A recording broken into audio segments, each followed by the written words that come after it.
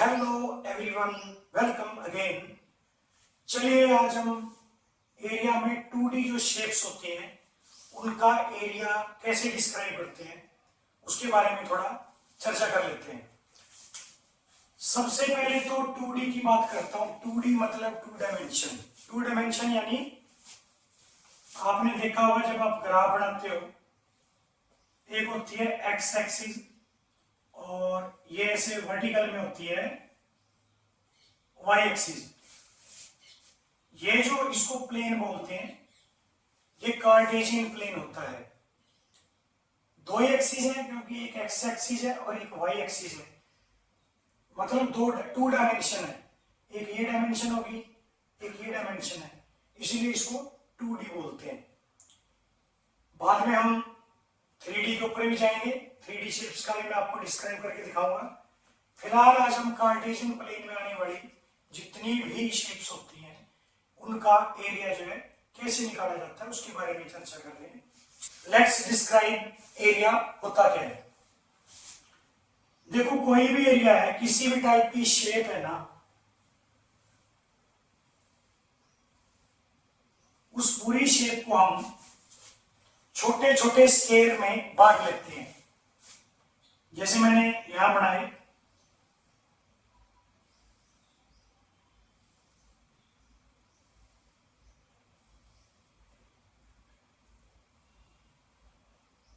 ये लीजिए, इस पूरे को हमने कुछ स्क्वायर्स में बांट लिया है। अब इस तरफ कितने स्क्वायर हैं? 1 2 3 4 5 6, ये है 6। एक स्क्वायर 1 सेंटीमीटर को अगर रिप्रेजेंट करता है तो ये हो गया 6 सेंटीमीटर। इधर की बात करें तो 1 2 3 4 5, ये 5 सेंटीमीटर। इधर एक स्क्वायर की जो लेंथ है 1 सेंटीमीटर होती है, 5 स्क्वायर है तो 5 सेंटीमीटर हो गए। ये टोटल कितने स्क्वायर होंगे? ये होंगे 30 स्क्वायर सेंटीमीटर, यानी 6x इसकी लेंथ है और 5 सेंटीमीटर इसकी ब्रेथ है।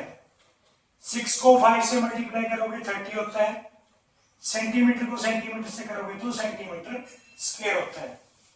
बहुत बार जब एग्जाम को चेक किया जाता है तो बच्चों की बड़ी माइनर मिस्टेक होती है कि वो सेंटीमीटर लिख देते हैं लेकिन स्क्वायर लगाना भूल जाते हैं। तो मैं आपको बता दूं, स्क्वायर लगाना बहुत जरूरी है अगर आप एरिया निकाल रहे हो, क्योंकि स्टूडेंट्स स्क्वायर को काउंट करोगे तो वही तो एरिया होता है। मतलब ये जो एरिया है इसमें 30 स्क्वायर है। अगर आप स्क्वायर नहीं मेंशन करोगे तो 30 सेंटीमीटर आएगा और 30 सेंटीमीटर एरिया होता नहीं है। आप ये प्योरली बता रहे हो उसको कि ये कितने स्क्वायर है। इस एरिया को हमने छोटे छोटे स्क्वायर्स में बांट रखा है। आपको एरिया जब डिफाइन करना होता है उसमें स्क्वायर क्यों लगता है? क्योंकि एरिया पूरा का पूरा स्क्वायर में डिस्ट्रीब्यूट होता है। जब आप स्क्वायर लिखना भूल जाते हो तो वो एरिया है ही नहीं, तो इसलिए आपके मार्क्स कटते हैं। तो ध्यान दिया करें, मैथ्स के कॉन्सेप्ट में बेसिक क्लियर होना बहुत जरूरी होता है। तो नेक्स्ट टाइम बी केयरफुली। तो मैंने आपको भी बताया कि 6 सेंटीमीटर अगर हमारे पास, अगर आप इसको काउंट करो 1 2 3 4 में से काउंट करो, ये टोटल कितने स्क्वायर है? ये 30 स्क्वायर है। ऐसे करके हम इसको बांटते हैं। कोई भी एरिया है उसके छोटे छोटे स्क्वायर बना लिए जाते हैं। वो स्क्वायर सेंटीमीटर में हो सकता है, एरिया बहुत बड़ा लार्ज है मीटर में हो सकता है, और भी बहुत बड़ा लार्ज है। देश का जो एरिया है वो किलोमीटर में मेंशन होता है क्योंकि उसके किलोमीटर के स्क्वायर बनाए जाते हैं। तो डिपेंड करता है जिसका आप एरिया फाइंड आउट करने जा रहे हो वो फिगर जो है वो कितनी बड़ी है। तो नॉर्मली जो बच्चों को करने के लिए मिलती है वो फिगर बड़ी छोटी होती है, तो उसमें लगभग सेंटीमीटर ही काउंट करते हैं या मीटर। तो हमारे पास जितने स्क्वायर होंगे उतना सेंटीमीटर उसका एरिया होता है। तो इसीलिए आप इसको जरूर ध्यान में रखें। चलिए अब हम बात करते हैं कि 2D के अंदर आने वाली जितनी भी शेप्स होती हैं, डिफरेंट टाइप की ट्रायंगल्स और डिफरेंट टाइप के क्वाड्रिलेटरल्स, उनका एरिया कैसे फाइंड आउट करते हैं मैं वन वन करके आपको एक्सप्लेन कर रहा हूं। सबसे पहले मैं बात कर रहा हूं स्केल एंड ट्रायंगल की। Scale and triangle, scale and triangle वो होती है जिस ट्रायंगल में तीन साइड हों और तीनों की तीनों क्या हों, अलग अलग लेंथ की होती हैं, तो उसको स्केलेंट एंगल बोलते हैं। अब स्केलेंट एंगल में एरिया कैसे फाइंड आउट होता है, देखिए वेरी सिंपल। इसका एरिया निकालने के लिए जो फॉर्मूला लगता है उसको बोलते हैं हीरोन फॉर्मूला। इन तीनों को ऐड करेंगे, a प्लस बी प्लस सी, ये जो निकलेगा ये निकलता है इसका पेरीमीटर। तीनों को ऐड करेंगे तो पेरीमीटर आएगा। पेरीमीटर के बाय में 2 करोगे तो उसको बोलते हैं सेमी पेरीमीटर। तीनों साइड को जोड़ के बाय में 2 कर देते हैं तो वो सेमी पेरीमीटर, उसको हम एस से लिख देते हैं। और एरिया ऑफ ट्रायंगल क्या होता है, एरिया ऑफ ट्रायंगल का फॉर्मूला होता है square root of S into S minus पहली साइड ए इंटू में S minus second side B into S into third side C. इसको अगर हम सिंप्लीफाई कर लेते हैं तो सेंटीमीटर स्क्वायर में ट्रायंगल का एरिया निकल जाता है। इसकी डिटेल जो है मतलब एरिया के लिए वो भी आपको करवा दी जाएगी। फिलहाल तो मैं आपको डिफरेंट टाइप्स के एरियाज का फॉर्मेट बता रहा हूँ, फिर हम क्वेश्चन भी करेंगे, ऐसी बात नहीं है। तो चलिए आगे बढ़ते हैं। स्केलेंट ट्रायंगल के बाद मैं राइट एंगल ट्रायंगल की बात करता हूं। एक राइट एंगल ट्रायंगल में एक एंगल 90 होता है, ये इसका परपेंडिकुलर है, इसको मैं ए ले रहा हूं, ये वाली लेंथ बेस बी ले रहा हूं, तो एरिया क्या होता है, एरिया ऑफ दिस ट्रायंगल होगा 1/2 it's perpendicular into its base. Centimetre square या मीटर स्क्वायर या यूनिट स्क्वायर के अंदर एरिया फाइंड आउट हो जाता है। किसी भी टाइप की ट्रायंगल, अगर एक ट्रायंगल में आपको उसका परपेंडिकुलर दिया हुआ है, ये लेंथ ए ले रहा हूं मैं, और उसका बेस दिया हुआ है, किसी भी ट्रायंगल का एरिया क्या होता है, area of triangle 1/2 into its perpendicular into में इट्स बेस। हमेशा ये निकलेगा, बेशक वो एक स्केलेंट ट्रायंगल ही क्यों ना हो। राइट एंगल में तो आपने देखा यही होता है। अगर मैं बात करूं कि मैं ऐसे लिख रहा हूं 1/2 इंटू परपेंडिकुलर तो वही रहेगा। अगर मैं इसका बेस कम कर दूं, जैसे मैंने पूरे को बी लिया था, मैं इधर वाले को छोड़ रहा हूं, सिर्फ इसको बी ले रहा हूं, ये वाले को, तो वही राइट एंगल ट्रायंगल होगी। तो 1/2 into perpendicular into base centimetre square में फिर से आपका आंसर आएगा। इसको एक और डिटेल में देखिए, कोई ट्रायंगल है,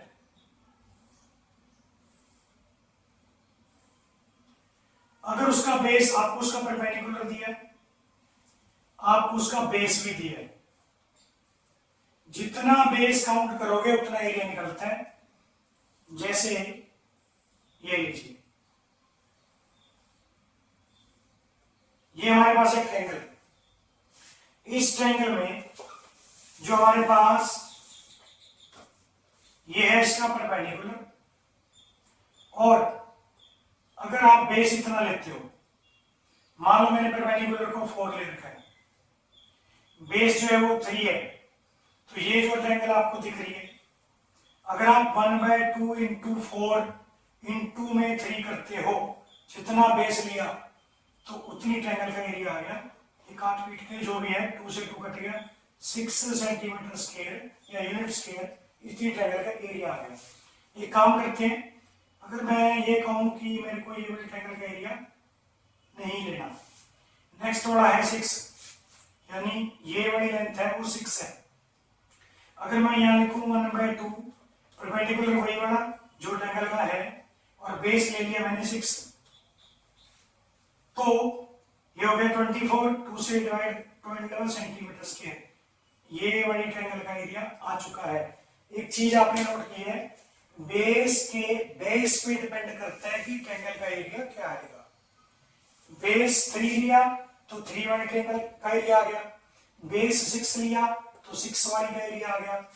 अगर आप परपेंडिकुलर तो वही रहेगा, बेस कंप्लीट लेते हो, 3 + 6 9 लेते हो, तो ये हो गया 36/2 18 सेंटीमीटर स्क्वायर। यानी अगर आप बेस पूरा लेते हो तो पूरी ट्रायंगल, यानी किसी भी ट्रायंगल का एरिया डिपेंड करता है उसके बेस के ऊपर। अगर मैं बात करूं एक ऐसी ट्रायंगल है, ये इसका बेस है 4 सेंटीमीटर, इसका 4 सेंटीमीटर बेस है, परपेंडिकुलर हमें उसने दे रखा है, ये लो परपेंडिकुलर ट्रायंगल के अंदर नहीं है लेकिन ये 3 है, तो 1/2 परपेंडिकुलर 3 इंटू में बेस 4, तो ये लीजिए ये आ गया 6 सेंटीमीटर या यूनिट स्क्वायर इस ट्रायंगल का एरिया आ चुका है। यानी जरूरी नहीं है कि परपेंडिकुलर ट्रायंगल के अंदर हो, हमें सिर्फ ये पता लगाना होता है कि ट्रायंगल का जो हाईएस्ट पार्ट है, हाईएस्ट सॉरी जो शीर्ष है, हाईएस्ट जो वर्टेक्स है वो कितना ऊंचा है, यानी इसका परपेंडिकुलर पता लग जाएगा हम कि हम जो बेस है, बेस से हाईएस्ट पॉइंट की ऊंचाई का पता लग जाए तो परपेंडिकुलर होता है। और अगर हम इसका परपेंडिकुलर पता है तो जितना आप बेस लेते हो उतनी ट्रायंगल का एरिया काउंट हो जाता है। तो ये ट्रायंगल्स के बारे में था। अब हम क्वाड्रिलेटरल्स को शुरू करते हैं। क्वाड्रिलेटरल में सबसे पहले हम स्क्वायर की बात कर लेते हैं।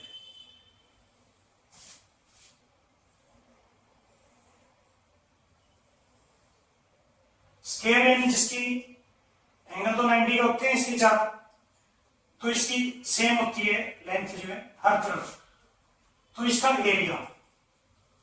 एरिया होता है साइड इंटू साइड, यानी ए इंटू ए स्क्वायर, सेंटीमीटर स्क्वायर या यूनिट स्क्वायर, जो भी यूनिट होगी वो लग जाएगी।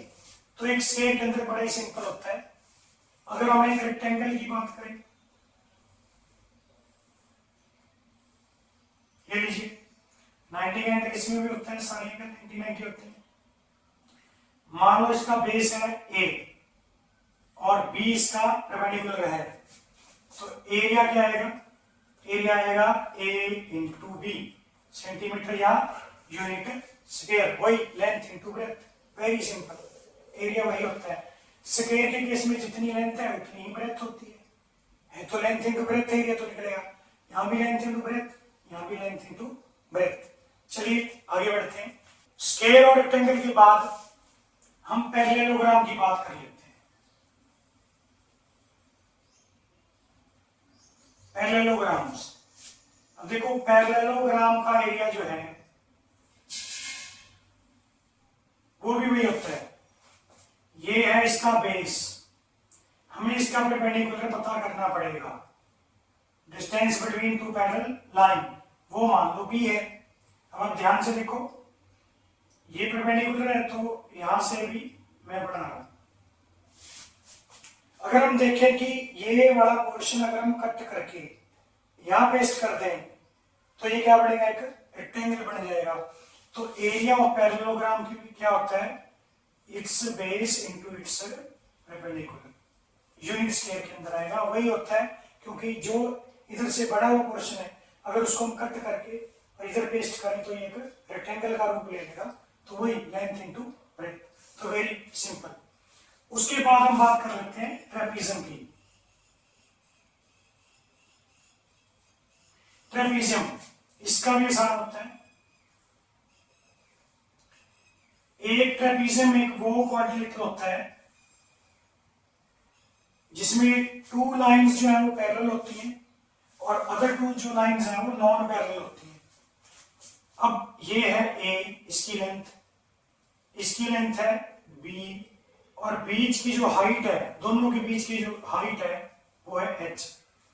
ये तो एरिया क्या होगा, एरिया ऑफ ट्रेपीजियम ये होता है 1/2 बीच की height H into sum of both parallel lines, मतलब ए प्लस बी, 1/2 बीच की जो हाइट होती है H into sum of both parallel line, मतलब ए प्लस बी, यानी दोनों पैरेलल लाइन का सम करके जो भी आएगा उसको आप परपेंडिकुलर के साथ मल्टीप्लाई करके हाफ कर दीजिए। दैट इज सेंटीमीटर स्क्वायर या यूनिट स्क्वायर में एक ट्रेपीजियम जो क्वाड्रिलेटरल होता है उसका एरिया निकाला जा सकता है। चलिए अब हम एक रोम्बस का एरिया फाइंड आउट कर सकते हैं। कैसे करेंगे, एक रोम्बस जो है वो एक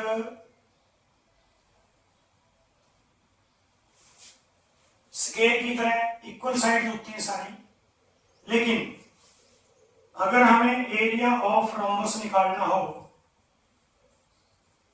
तो क्या होता है, हमें इसके डायगोनल्स पता होने चाहिए।